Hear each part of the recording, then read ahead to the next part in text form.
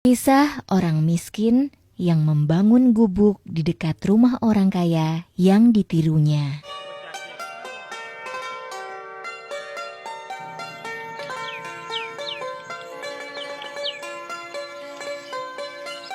Dahulu kala, ada sebuah keluarga miskin yang terdiri dari 3 orang, hidup dengan kesengsaraan. Ayah, aku sangat ingin makan makanan yang enak. Makan saja yang ada, jangan banyak Putriku minta. sayang, kami tidak mampu membeli makanan mahal karena kami sangat miskin. Tapi aku sangat ingin makan enak. Jika tidak bisa memakannya, menciumnya juga sudah cukup.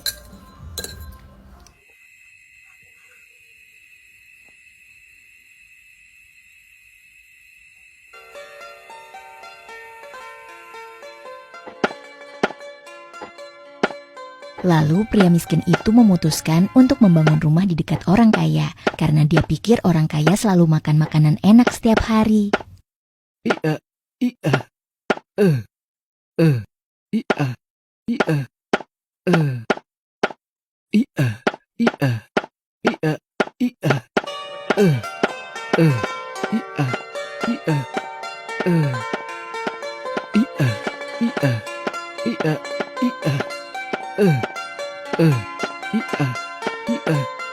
ia, akhirnya jadi juga.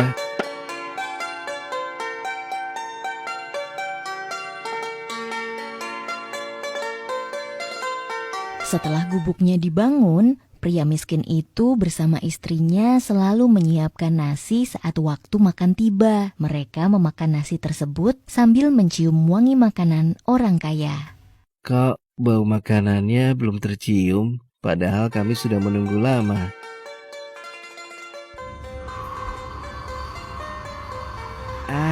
Wanginya tercium.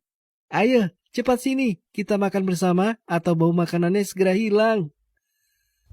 Asik, aku mau makan duluan. Benarkah? Tunggu aku akan ke sana. Apa yang kita punya hari ini? Nah, hari ini kita punya samlar kako, sup sayur-sayuran, ikan kukus, dan kuah pedas tekrung dengan sayuran yang segar. Itu semua makanan yang sangat lezat. Benarkah? Jika demikian, pastinya kita akan makan enak hari ini. Itu semua adalah makanan kesukaanku. Kalau begitu kau harus memakannya. Ini ikan kukus untukmu. Terima kasih, dan kamu juga harus mencoba supnya. Terima kasih sayang. Wow, makanan hari ini sangatlah lezat. Keluarga miskin itu selalu bahagia menikmati makanan mereka dengan cara ini di setiap harinya. Ketika angin bertiup dari barat, pria miskin dan istrinya membangun gubuk di sisi timur rumah orang kaya itu. Dan saat angin bertiup dari timur, mereka akan membangun gubuk di sisi barat. Jika angin bertiup dari utara, mereka akan membangun gubuk di sisi selatan rumah si kaya. Jika angin bertiup dari selatan, pasangan itu akan membangun gubuk mereka di sisi utara. Belakangan, orang kaya tahu bahwa keluarga miskin selalu makan sembari mencium bau makanannya.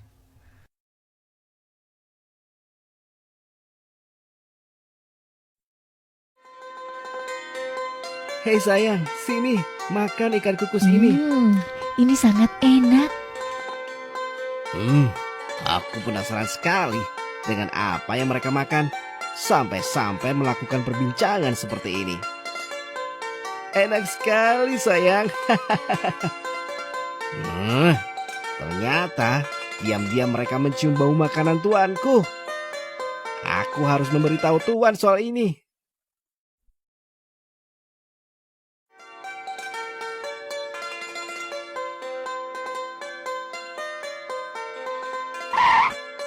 Tuan, ada pencuri yang diam-diam mencium makanan Anda.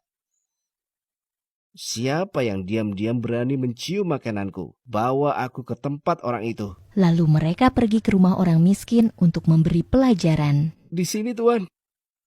Baik, bawa aku ke sana. Anda lihat sendiri, Tuan. Aku tidak bohong. Hei pria lancang. Iya tuan, kau harus membayar makananku karena kau mencium makananku setiap hari. Tolong tuan, saya tidak punya uang. Dan saya hanya mencium bau makanan tuan. Kasihanilah saya. Enak saja, tidak. Kau telah mencium makananku selama bertahun-tahun.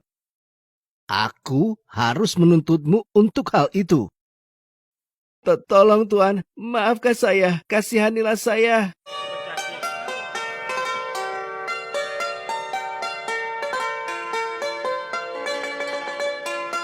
Lalu orang kaya membawa pria miskin itu untuk bertemu hakim. Apa yang membawa kalian ke sini, tuan-tuan? Begini, tuan. Orang ini diam-diam telah mencium bau makananku tanpa membayarnya. Hei, anak muda. Apa itu benar? Benar, tuan. Tapi saya hanya mencium baunya tanpa memakan makanan itu.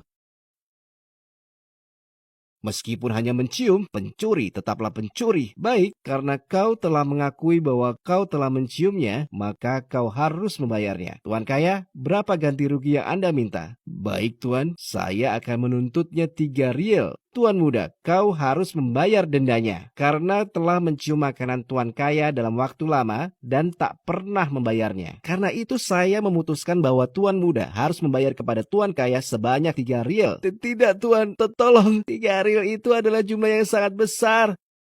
Orang miskin tidak punya uang untuk membayar orang kaya tersebut. Dia dituntut, begitupun hakim yang berpihak kepada orang kaya. Berita tersebut sampai ke telinga sang raja. Lalu raja pun memanggil mereka berdua untuk mendengar kasusnya untuk memberi jalan tengah. Hei, anak muda yang malang. Apakah benar yang dikatakan tuan orang kaya bahwa kau diam-diam mencium makanannya?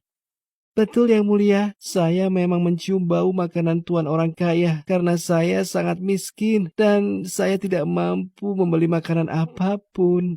Jika begitu, kau harus membayarnya. Apa kau punya uang untuk membayarnya?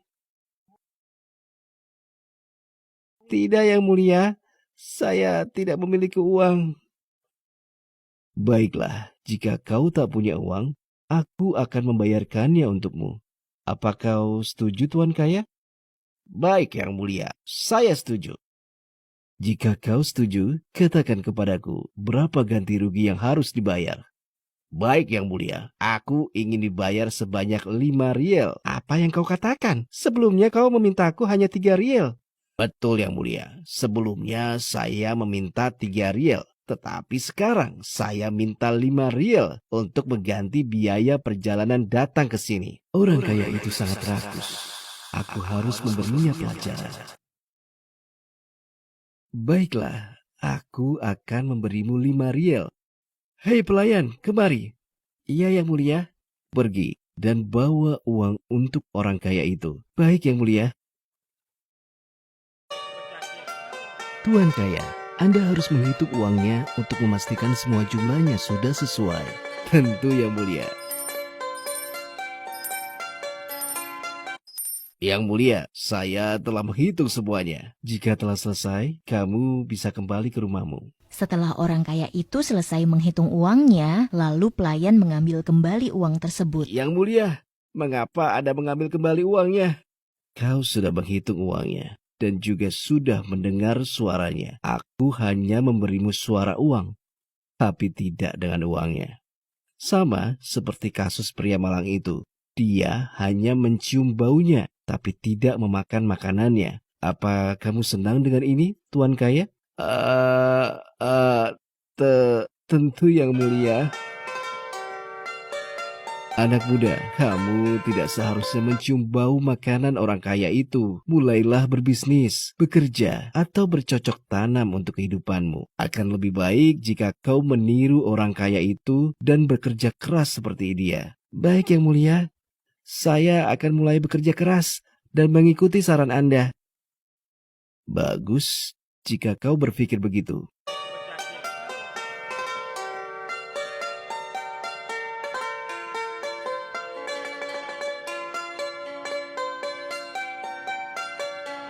Hei sayang, mulai hari ini